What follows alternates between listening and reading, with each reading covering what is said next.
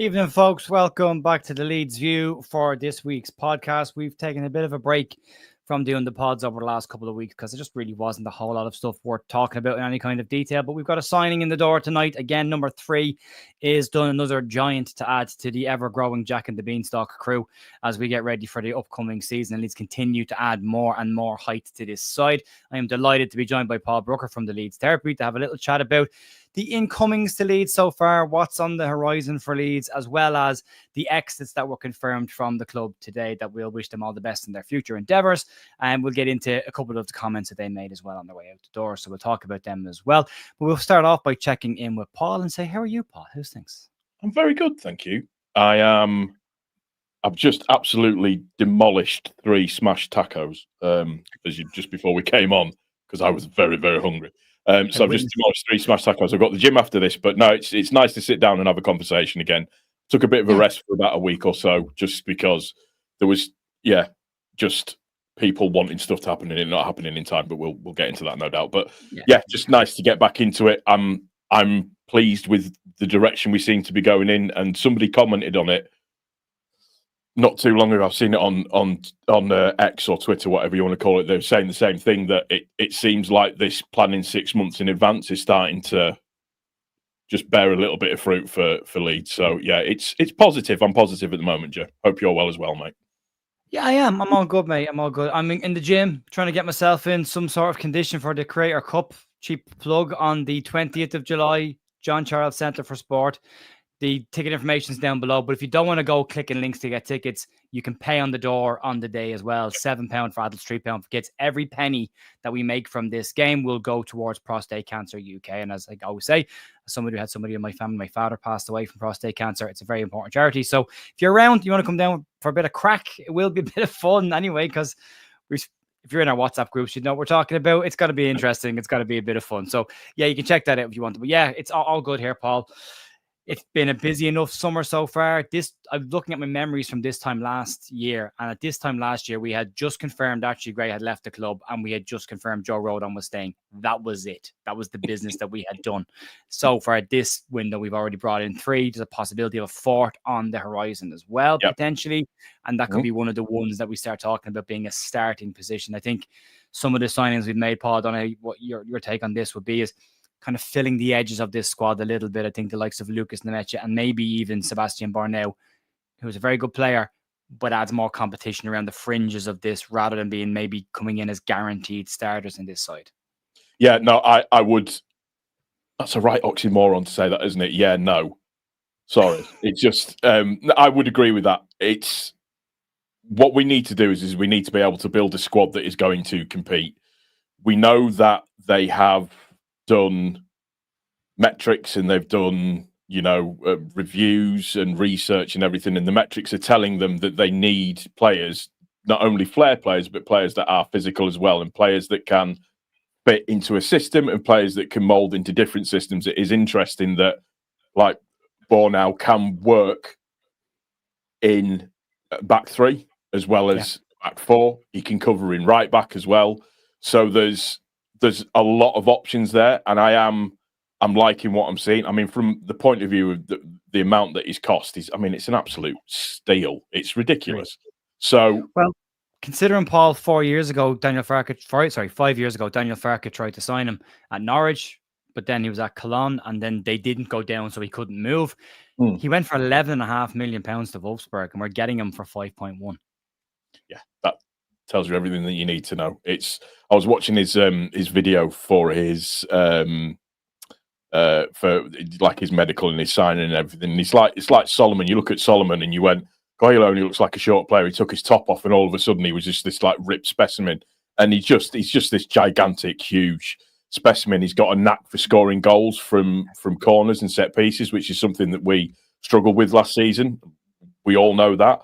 But it's that healthy competition for places. It's going to be a tough, long, hard season next season. We can't get away from that fact. So yeah, I'm pleased with it. I'm very, very pleased with it. He speaks very, very well as well. And again, we need to give thanks to Agent Gilavogi, who apparently sent him copious amounts of video messages, all sorts of stuff, because he asked him what he thought. So yeah, I'm pleased with what I'm seeing so far. Yeah, and I think it's important to point out that a few people have already started this nonsense stuff from last year of Leeds doing it on the cheap. Leeds have got such a tight transfer budget, and the 49ers, I was talking to Jess last night, and I was going through the signings made last year and this year, and they like a 26-year-old in the final year of his contract. That is like all of them, even Good Munson, 26 years of age, Yep. 5'11", last year of his contract. Or 6 foot. Is he 6'3" or 5'11"? I will come back to that in a minute. Yeah, so, but there's a definite plan there to try and get decent value players in as well. And I go back to when Newcastle had gone to the Premier League, and when the Saudi takeover happened of their club, they started building at the back. They started with a goalkeeper, a whole new back line as well, and get that defensive solidity in. Russell Martin said when he was asked any regrets about the Premier League, and he said, I wish we'd bought more physical players. So that is an aspect to it as well. Burnley, when they went down the last time, said the same thing, needed more physical players. Leeds to be going after those more physical profile of players and bringing them in. These might not be setting the world on fire. I said yesterday on X when somebody saw the comments around, I've never heard of this guy. And I always think it's a very unusual comment to say out loud because you're just telling people that you don't know about this guy. That doesn't mean he's not a good footballer. It just shows the extent of your knowledge of the game. That's not a dig because I wouldn't know a huge amount about a lot of players in Germany. But you're talking about players coming in that have international caps under their belt for good sides as well. So these aren't any slouches. They're not poor players. He had a couple of injuries last year. Some people have labelled him as injury prone, but they weren't serious injuries. Ben Locklocky Leeds did a fantastic video on Borneo that people should go and check out. And he actually explains the injuries. And Ben will be the first person to tell you, dodgy in the injury history, but he wasn't. He said, nothing to worry about there. He got injured, couldn't get back into the team because they've got very good centre backs. So nothing there, but we'll have a chat about him, Paul. There he is, signing his contract in his Leeds t-shirt. We'll get a jersey, I think, by the end of this week. It's already been wildly leaked around the place. Everybody knows what the jersey's going to be. We've already seen it. I like it because it's mostly white. Yep. I'm not sure what else you can do with a white shirt. The only thing I would say, if you want to be hypercritical, I'm not, because I'm going to buy it. I know I'm going to buy it. Is if the Adidas stripes on the shoulder were white as well, that'd be lovely, wouldn't it? Then it would be that would be crisp. But I mean, whoever let them pictures get out in terms of not blocking up the windows properly is going to get sacked.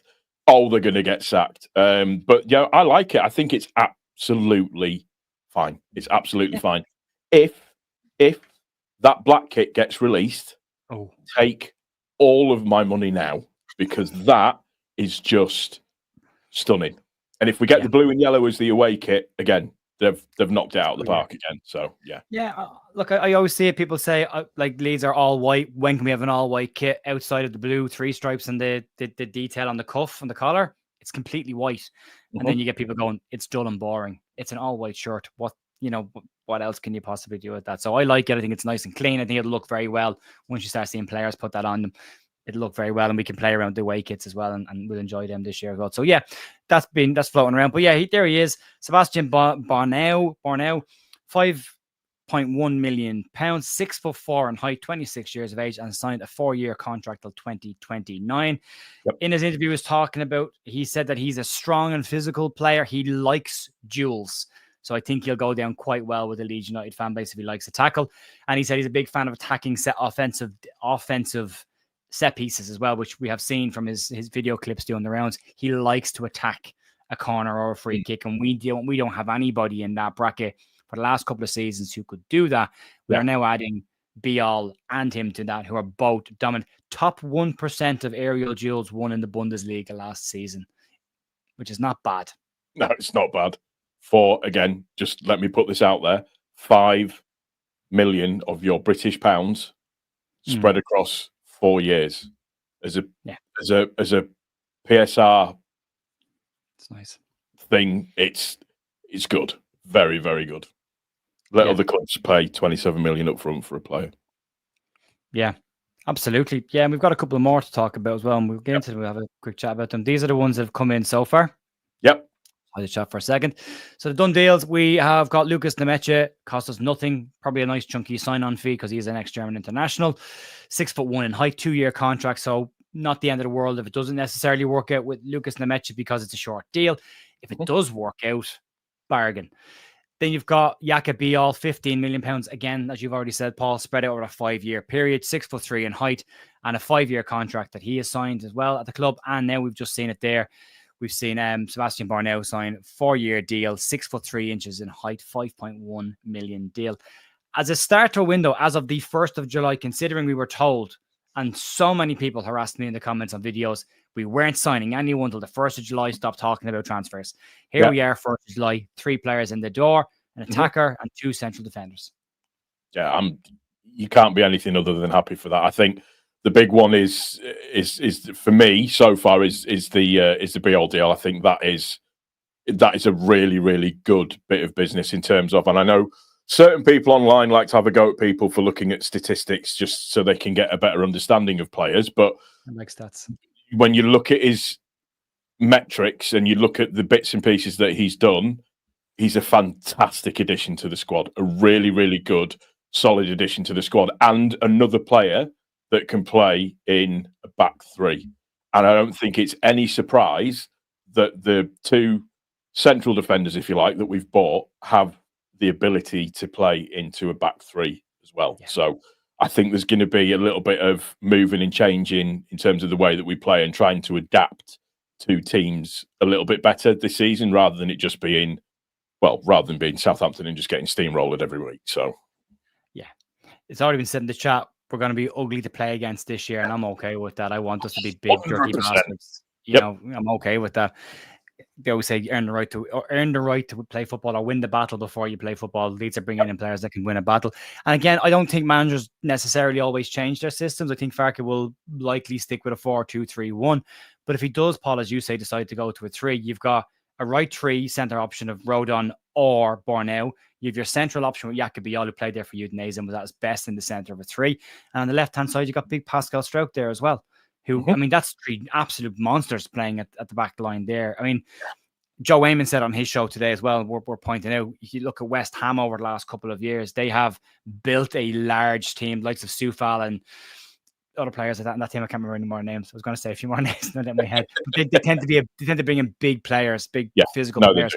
And it does make a difference for them as well, and it does help out. But 3 in the door so far, but there's more to come, Paul. These are probably the ones that we're looking at coming in the door next, or at least that Leeds have been strongly linked with. We'll go back and sit there. First one, Gabriel Goodmunson, 5'11" in height. He has 1 year left on his current deal at Lille, and the price tag that's been labelled for him is in and around 12 to 15 million pounds. Left-sided defender. We now know that Junior Firpo has left the club, so that needs to be filled there. According to Graham Smith today in the YEP, he said that Leeds have advanced slightly on this deal. Nothing imminent, but it looks like it's going in the right direction. That looks like a positive move for Leeds there as well. Then beside him, you've got Anton Stack. I'm not going to do it. I got pulled up today once on not pronouncing the CH. Anton Stack, who is 6'4" in height, central midfielder, labelled as the best ball-winning midfielder in the Bundesliga. That was a hell of a stat to throw at him as well. And is in the top. I get you the exact details on Stack because it was impressive. Top 20% of midfielders in Europe's top 5 leagues in ball recoveries, interceptions, aerial duels, and blocks per 90. And on FB Ref, they've labelled him as an all-round defensive destroyer, was the term that was used there. So not a bad one to bring in. Again, 12 to 15 million pound there. If you're to believe some of the rumours, a bid's gone in. If you believe other rumours, it's not. But there's something going on there. This came out via Wacko as well. The same person who has put this on Wacko is the same person that called Nemecha and Borneo. Both of them as well. So good track record there. And then there's rumours today that Leeds have gone and put a bid of 11 million pounds in for Noah Siddiqui as well today. That's it's a rumour at this point. There is interest in him. 5'8", a midget compared to the rest of the players that we're bringing in, but 5'8", not that small at all, a normal sized footballer. So another good player option in the middle of the park. It'd be interesting, Paul, to see what happens with the players that could potentially go out. But your thoughts on these 3 that are linked and where you think this is going to go?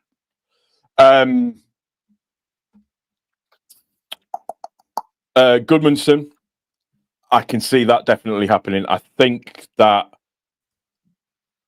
we know we need a left back. If you're to believe the reports that have been made, he's talked up coming to Leeds. He's mentioned it himself. So I think there is definite legs with that one.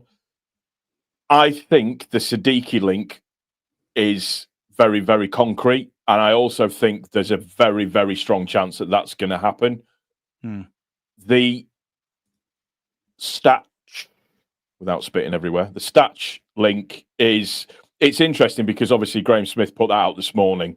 So when it's Graham putting it out, you tend to think there's probably some legs to it because it's the local reporter that's putting it out there. So we all go to the to YouTube, we all go to FootMob and everything else to go and have a look and just sort of say, right, what are we looking at? What are we potentially getting? And if we can get a deal for Statch, if put it this way, if those 3 players come in, that's ridiculous business as far as I'm concerned.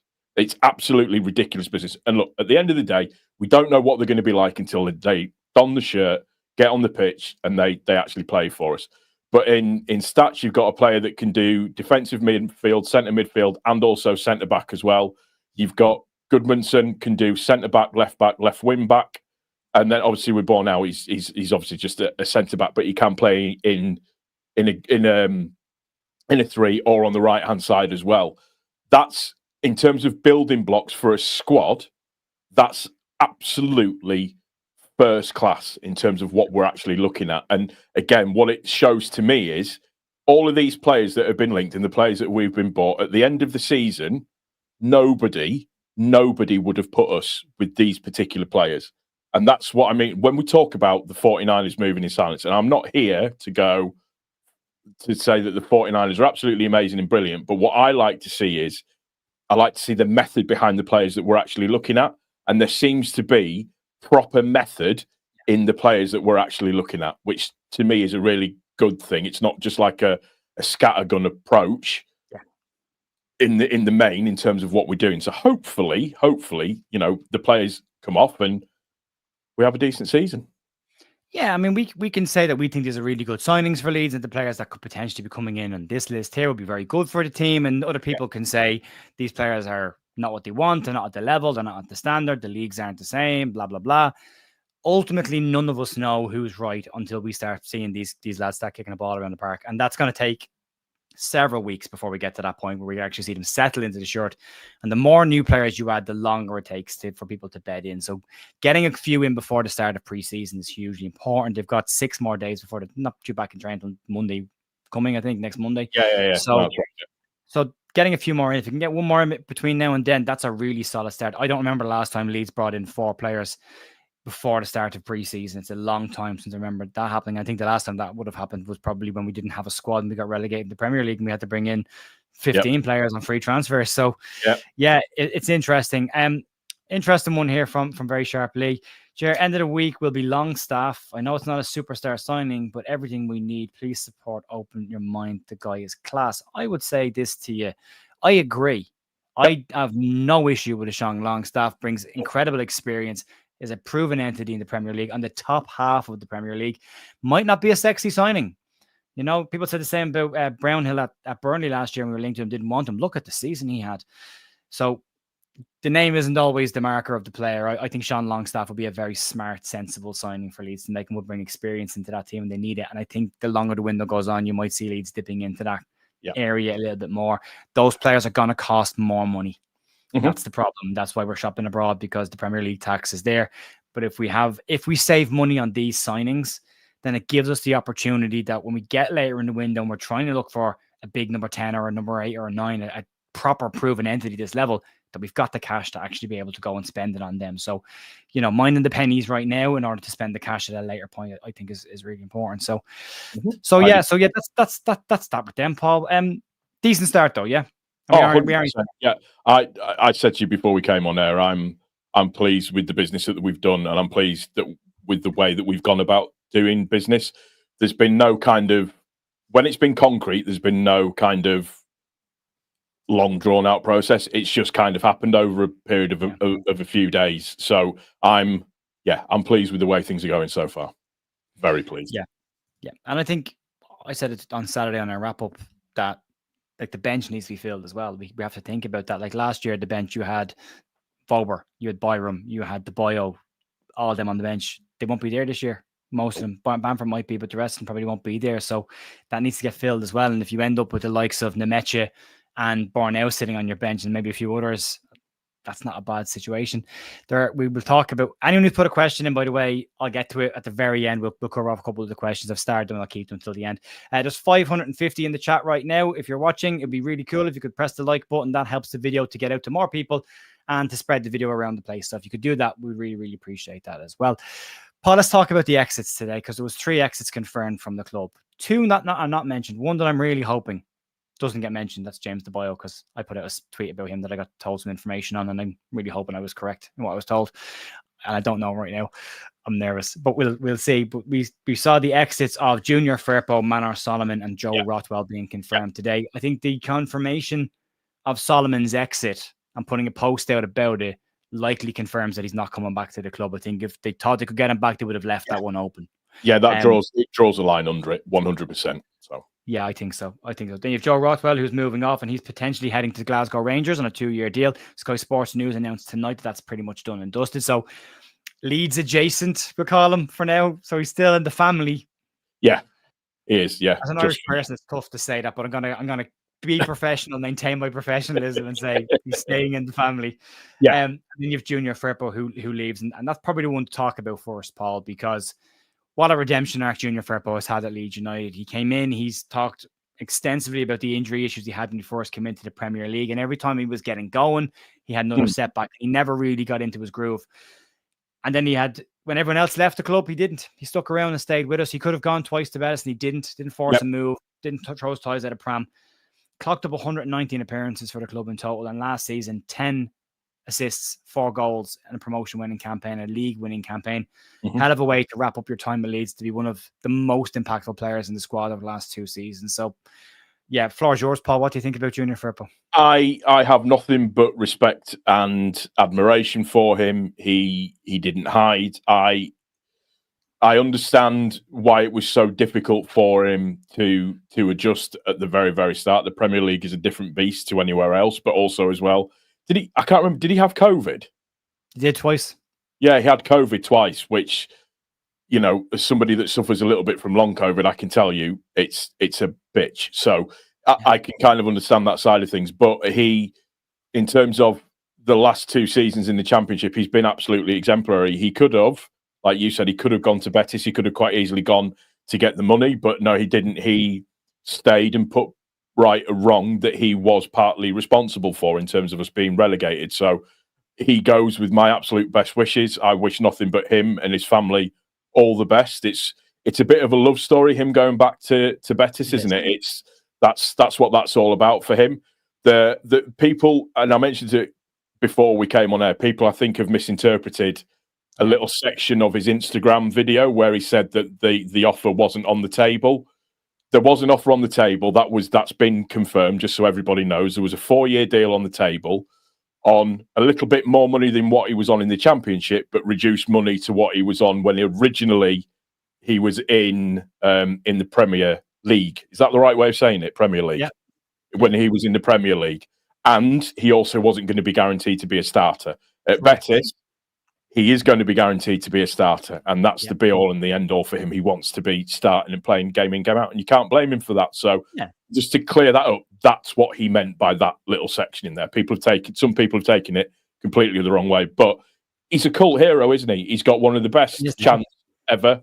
He's got, you know, just the way that the fans were towards him, and that's all that we want, Jer, isn't it? Is if you're responsible for a wrong thing happening, if you man up and put that right, that's a redemption. And the redemption out for him has been absolutely brilliant. So, yeah, I'm happy for him. Yeah, so am I. I am. I think it's, especially where he's going home. I'm never going to have a problem with that. I tried to do it in my career as well. I tried to finish where I started. It didn't work out particularly the way I wanted to go because the team I started with were pretty decent. And by the time I was finishing, I was a broken old man, so they didn't want me back. But I tried to back and coach for a little bit there, so I got to finish, round off my story. And it's important for footballers. That brings him home. He talked very nicely about Leeds United. I mean, he went through a lot of stuff in the first year with Leeds, and he had nothing nice. I mean, the paragraph from what he said was, Leeds isn't just a football club or a city. It became my home. And even through my time, even though my time here came to an end, that connection will never be broken. Thank you for letting me be part of this incredible club's story, marching on together. So, I mean, he got it and he gave it and he did everything we needed to do last season. He was very fun to watch. Seeing your left back popping up as your number 9 in the last minute in games and clipping a ball into the front post or dropping into the number 10 and, you know, ending up being the number 10 for the Dominican Republic as a result of it as well.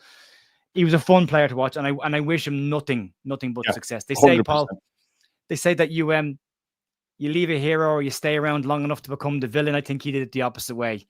Correct. He stayed around long enough to become a hero and fix and get his redemption arc and finish off his story. So I wish nothing but the absolute best luck to Junior Firpo and his family going back to Spain and doing what he'll do down there. I'm sure he'll have a fantastic couple of years down. He joins Mark Rocket, Diego Llorente down there as well. So he's got a few buds already. Yeah. So well done. And he moves on with everyone's blessing. Manor Solomon, Paul, not coming back means Leeds potentially will need to look at a left-sided midfielder. I'm not getting into the Jack Harrison conversations. If he comes back and puts a Leeds jersey on, he comes back and puts a Leeds United jersey on. That's about as much as I want to talk about Jack Harrison. But in general, do you think Leeds need to look at having another left-sided option there as well? Yeah, there needs to be backup for Ramazani. There has to be backup for Ramazani. So they're going to come with expense, aren't they? An attacking left winger or an attacking left forward, however you want to pronounce it. So yeah, we do. We need, like we've got on the right hand side where we've got Dan James and Nonto. We need the same on the left hand side. We need Ramazani, and we need somebody else with Ramazani at the same time as well. So we need the cover for it 100%. Yeah. But we again wish Manor all the best. He goes back to Spurs. He's going to have a crack at this pre-season anyway. You never know what happens towards the end of the window. If things don't work out that way, you never know. You might see him back. I mean, just to say, I bought a print after we got promoted, and it's the 90+1 Manor Solomon goal. I've got that. That's on my wall, and that's so I can remember how he pretty much carried us towards the back end of the season, but just the movement and everything that goes with it. So yeah, big thank you to Solomon. What a guy. And I have a memory of it as well from the game. The last game, I was in the Camden Bar in Dublin watching the match, and I was sitting in the corner leaning against the wall, holding my beer at the top of a step. And the second he checked inside and the defense just parted for that brief second, I went, "This is it!" And I stepped forward and I dumped my point over the guy in front of my shoulder. And as I'm looking at the screen while apologizing to him for doing it, Solomon scores and everyone ends up hugging each other and points went everywhere. It was incredibly memorable moment. So yeah, and I've been in the exact same spot the previous year for the playoff final game. So it was nice to fix that one. But Solomon has a place in Leeds history now. So again, we wish him all the best. Yeah. Joe Rothwell, how do you feel about Joe Rothwell? Because I have a special place in my heart for Joe Rothwell because I banged on about tempo all year and he was my tempo driver for Leeds. And I loved what he brought to Leeds. Didn't get all the goals I thought he would score. Didn't score any goals, I think, in the end. But the assists that he got in the big moments when he stepped up for Leeds, I thought he was phenomenal for us. And I did want him back as a squad player. Yeah. But I can kind of understand them moving on and going. If he gets a 2-year deal at Rangers, he'll smash it in Scotland. Oh, 100%. Yeah, no, he will do. I said the same as you. I wanted him to stay. I thought he would have been a really, really good squad addition. He wouldn't have been. I don't think he would have been a starter, but I think going to Rangers, he's pretty much guaranteed to start, isn't he? He's going to get the game time that he should be getting. He was brilliant for us last season. You know, you think about Sunderland, you think about just games where he could drive through, head down, but drive through in open space and just make things happen and create things. So yeah, whilst it's sad that he's not going to be with us next season, I understand it. And again, you know, like the club said, he leaves as a champion, as you know, as does Manor Solomon. That's something that he will always be able to carry with him. He'll always have warm affection from the Leeds United fans because of A, his fantastically sexy hair, and B, just because of how, you know, I'm not jealous at all, but B, just because of how well he played when he played for us. He didn't shirk it. He got on with it. He did it. He did what he was supposed to do. So yeah, fair play to him. Yeah, I completely agree. Yeah, he does have majestic hair. There was a Twitter account, and I loved it. And the Twitter account was, "I'm going to post a picture of Joe Rodon pointing until he scores a goal," and he was just superimposing his head onto all these different people pointing at things over months of the season. I love the commitment to it. So yeah, it was a great one. Very good. There's not a huge amount else to talk about, Paul, but there's a couple of questions that will come in. We'll have a quick chat about. So, Phil, Wesley Pow, even Phil, hope you're well, mate. Do you guys think this could mean a transition to a potential back three? It'll be an option, but I don't think it will be a closed shop as being a back three. I think Barker likes his 4-3-3, but I think, or how, sorry, 4-2-3-1. But he'll. I think he'll like it as an option. Some of the players that we brought in would say that would lean towards us being able to do that. It's about, I think, it's transitions and how you work in each game, and it's having the players that can fit systems in each game to give you the best possible chance. And we've got that with the players that we brought in and the ones that we're linked to as well, in my opinion. Yeah, I think you'll see it in preseason. I think he will go with a back three during preseason. Did it last year, and that's just to get as many players on the park as he possibly can. I think he's likely to try and get those guys as much minutes as he can, so that defensive unit gets used to talking and standing beside each other, even in a three. Just that communication element between them is worth having. So, but I think, yeah, more often than not, managers don't really tend to change their systems. I'm a 4-2-3-1 kind of guy, but as you said, Paul, 4-2-3-1 is also a 4-3-3 in attack and can be a 5-3-2 or 5-3-1 in defense as well.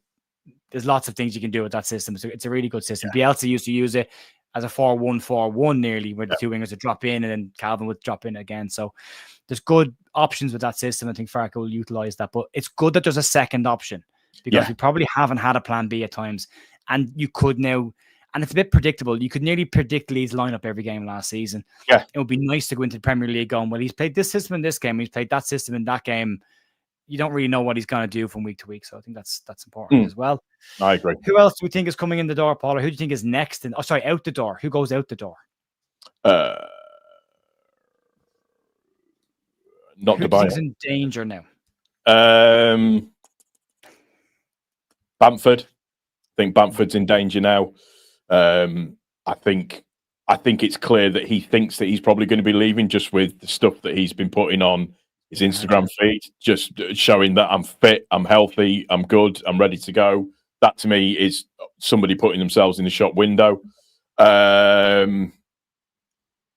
Aronson, potentially, maybe. I don't know. He's kind of Farke's guy a little bit, isn't he? But for me, I think Bamford is probably the one that is at the most risk of probably going out the door next, I would say.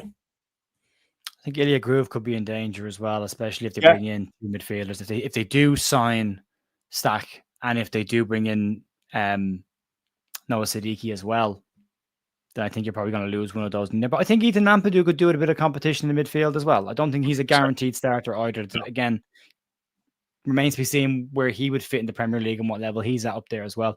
So, yeah, it's good to have competition. We need two players in every position. Right now, we can say we've got two right centre-backs in Joe Rodon and Borneo. On the left-hand side, you've got Stroke and you've got Biel. So we're covered there. Get the left-back situation sorted. Let's talk about Isaac Schmidt maybe leaving the club. So that could be something to keep an eye on as well. He could be heading off.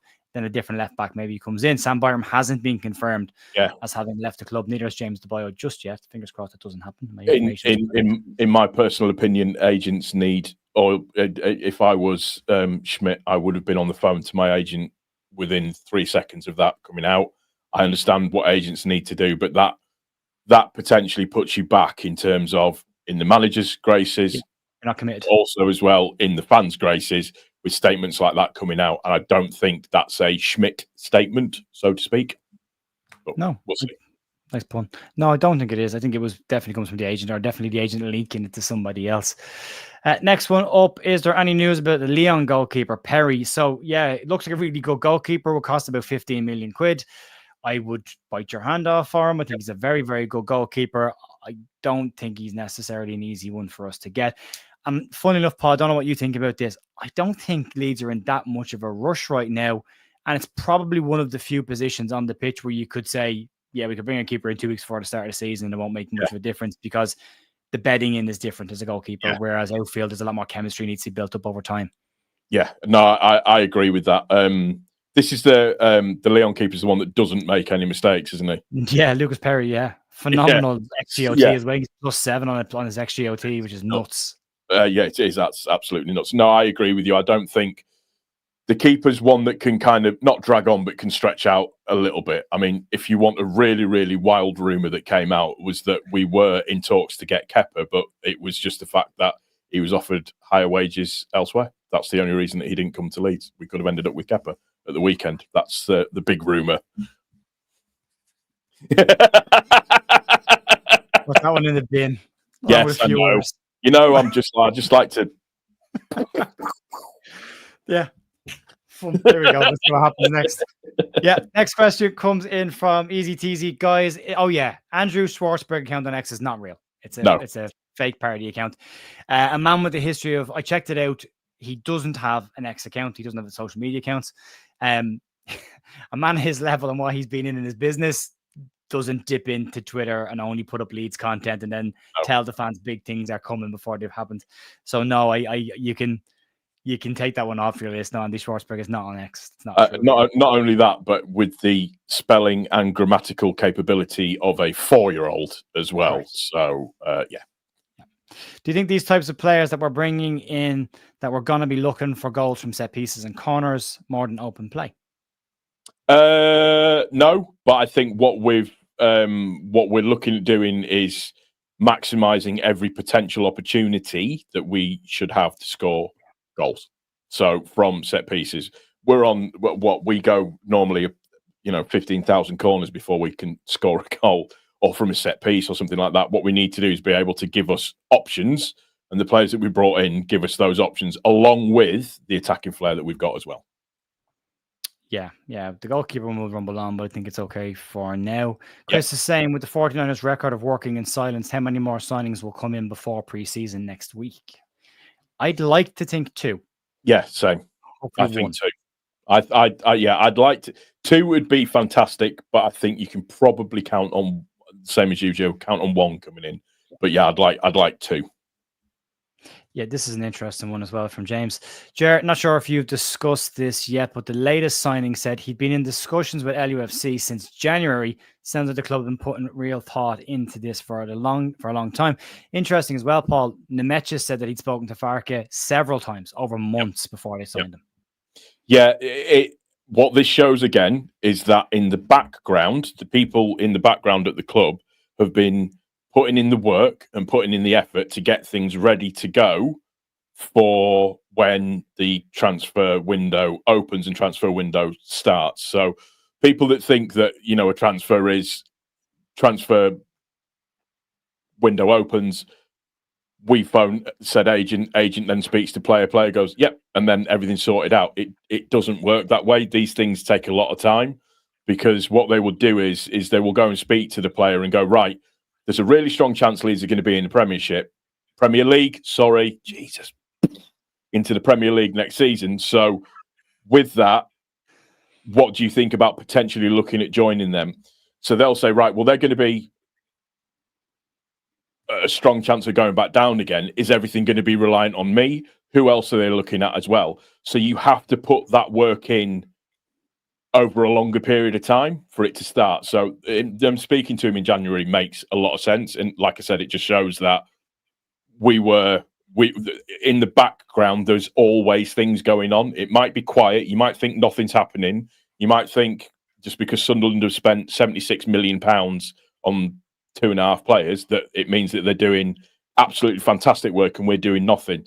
There's a lot going on in the background that we don't know about yet. I think, and it was said early in the window, that Leeds were possibly struggling to get their main targets in. And you see generic comments thrown in the chat the whole time, and comments on videos where they say, just go get the player, just go and get him, just go and get him.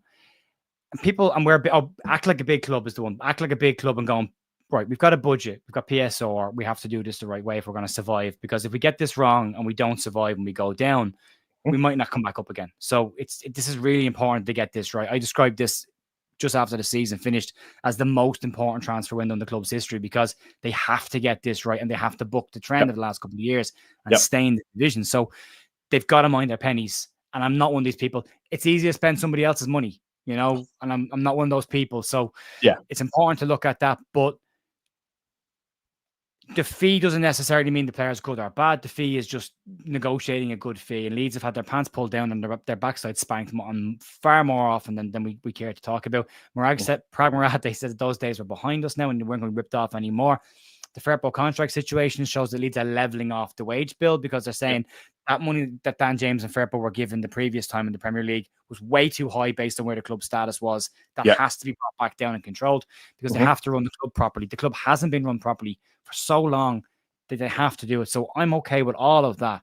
And I'm okay with a patient approach. And the way I kind of look at the signings that have come in so far is if you believe what Graham Smith said about Leeds struggling to get their first choice targets in, they have to sell this project to people. They have to really sell it. In the meantime, while they're trying to sell that to the bigger players, get your fringe players in that you can as well. So that's the likes of Borneo and Mecha coming in. Is like we can still be getting those deals done while we're trying to negotiate these ones down the middle as well. And then when the dominoes start to fall, we might be able to get these people in. So, and then of course, once you start bringing in a couple of players, Paul, of a decent level, it becomes a far more attractive proposition to other players who might be thinking about coming in. 100%. If you look at the players that we've brought in so far, I think it's a fair comment to make that as we've been going along, is that it's been a case of each kind of signing has been better, or you could perceive it as being mildly better than the last. BR one slightly out of the way, but in terms of the players that we've brought in, they've kind of notched up a level. So as you say, when you look at it in terms of trying to sell the project, you can then go to players that you're looking at or in terms of targets that you're really wanting to get in and go, look, this is what we're investing in at the moment to make sure that we can help you out. And it's not just all on your shoulders, but it's one big team effort for everybody together. And it becomes a much more, what's the right word? Appealing project to sell to somebody over the spirit of time. So, the players that we're bringing in at the moment set the standard for moving forward. So each one you should look at in terms of take Biol out of the equation, because I think he's got a very strong chance of being a starter. Those other ones that have come in, they're all kind of a bit of a level up. And you look at like Anton Stach and Goodmanson, they're a next level up as well. So they might be waiting to see what else we're looking to bring in. So it just takes its time, but it's like a domino effect. It'll all be fine. Yeah, Jay, you said a very, very common sense comment as well. We're not building a team to finish in the top 5. Relax. We need to survive for the first 2 seasons. And if we survive, then we can reinforce. And then the PSR changes next year. If you're in the Premier League next year, that's 2 years in the past 3 that you've been in the Premier League, and that amount of money we can lose goes up. So things move, and we've got to just make sure. I said this again, it's the end of last season. I'd take 17th right now. I would take 17th right now because it means we're guaranteed in the Premier League the following year. And then we build again. And the age demographic of these players coming in, 26 years of age, pretty much every single one of them, there's room to grow there. There's time for them to develop. If we get a couple of steady years in the Premier League, I think we could all do with a couple of drama-free years as well of football and just enjoy it a little bit and not have to worry about getting promoted or Bielsa threatening to jump into Europe at the last couple of weeks of a season, the first year in the Premier League. It's like, we just calm for a couple of years would be nice. And then here we go. Paul, anything else you want to say before we wrap up? Anything going on at your channel? And by the way, you can check out Paul's channel's details down below. They're in the description. So if you want to go and give Paul a follow as well, you can check him out. But Paul, what's going on over your place? Just the usual stuff. I do a very low rent, low budget version of what you do, pretty much at this moment in time. So I don't have A, the patience, and B, the skill to pull together as much news and information as what Joe does. So what I generally tend to do is just focus on a certain sort of few bits and pieces of plays, have a bit of a chat about them, put the information out there. Boom. If you enjoy it, you do. If you don't, have a chat about it amongst yourselves. Argue, it's absolutely fine. You'll see my stuff on TikTok as well. You'll see it on YouTube Shorts. So it'll be every sort of 2 to 3 days. There'll be some bits and pieces that'll be coming out, bearing on what's out there or information that's out there at this, at the current moment in time. So that's what I'm doing at the moment. Yeah, we do a great job with Paul, and not only these podcasts in the house as well. Good evening, lads. Hope you're well, Danny. Before we wrap, just Jamie saying, thanks, guys. I like Jer and Paul pairing, but if you like me and Paul as a pairing, we're going to do this regularly throughout the season next year. So we've already had a chat about that. And the podcast will be me and Paul moving forward. Andrew Stats Dalton will be our preview guy. And we'll be working with Jerry and Paul probably again in the reviews of games as well once the season gets underway. So we'll have a proper team locked down in place for the season as well. And as I said to people, there are some upgrades coming to the channel as well. There's a website coming in the next couple of weeks with more written content. I'm working on a rebrand of everything to do with the channel. There's a guy working on that for me at the moment, and I'll give his details out once we're moving on that and we have it done and dusted. That will be ready hopefully for the first game of the Premier League. We're hoping to have a full rebrand and have a Premier League looking channel for the Premier League seasons.